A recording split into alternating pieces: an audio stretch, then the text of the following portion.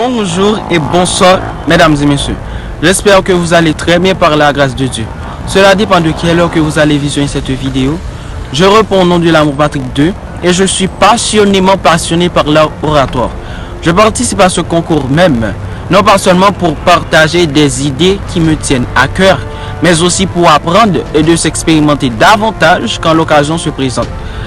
Comme l'a si bien dit Martin Luther King, la véritable mesure d'un homme n'est pas où il se tient dans les moments de confort et de commodité, mais où il se tient dans les moments de défi et de controverse.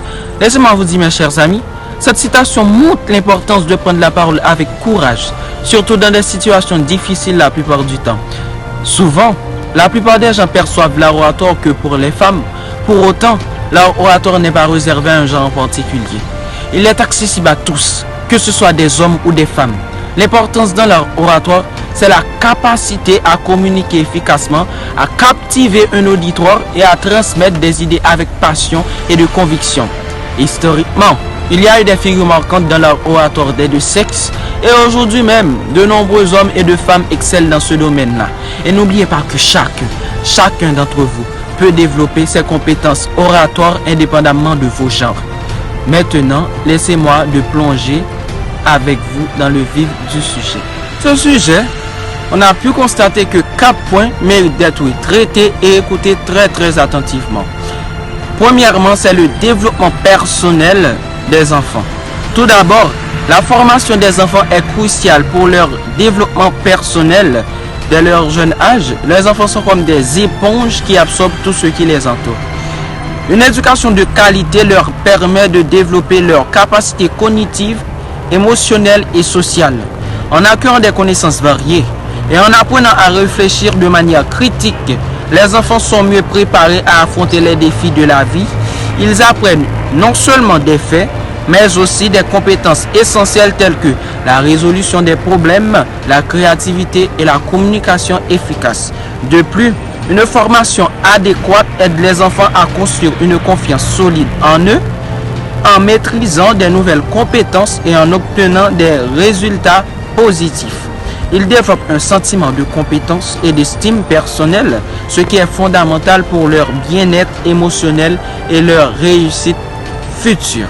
Deuxièmement, c'est la promotion de l'égalité des chances. Bien former un enfant, c'est d'être un levier puissant pour promouvoir l'égalité des chances.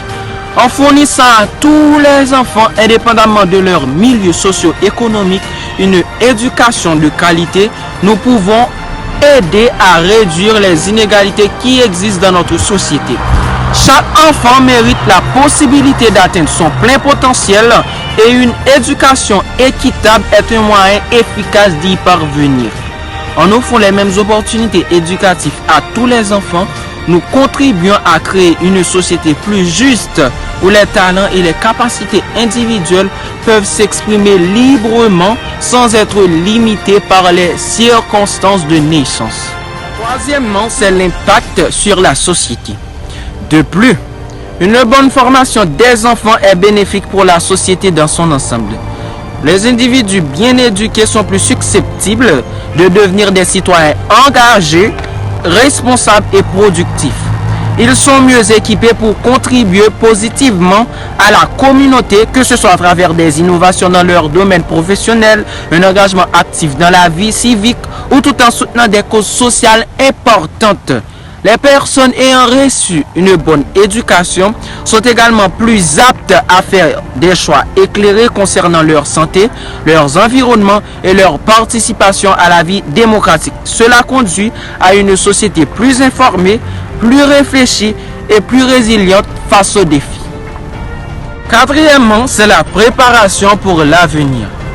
Enfin, investir dans la formation des enfants est également un investissement pour l'avenir. Le monde évolue rapidement, surtout avec des avancées technologiques et des défis globaux en constante mutation. En offrant aux enfants une éducation solide et adaptée, nous les préparons non seulement à comprendre et à s'adapter aux changements futurs, mais aussi à jouer un rôle actif dans la création d'un avenir meilleur. Les compétences et les connaissances qu'ils acquièrent aujourd'hui leur permettront de naviguer dans un monde complexe et de contribuer aux solutions des problèmes de demain. Ainsi, en investissant dans l'éducation, nous investissons dans la capacité des futures générations à bâtir un monde plus prospère et plus harmonieux. Il est impératif de bien former les enfants pour garantir leur développement personnel, promouvoir l'égalité des chances, renforcer la société et préparer un avenir meilleur.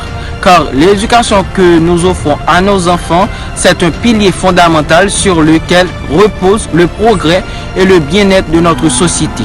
En nous engageant à offrir une formation de qualité à chaque enfant, nous faisons un choix éclairé et responsable pour le présent et pour l'avenir.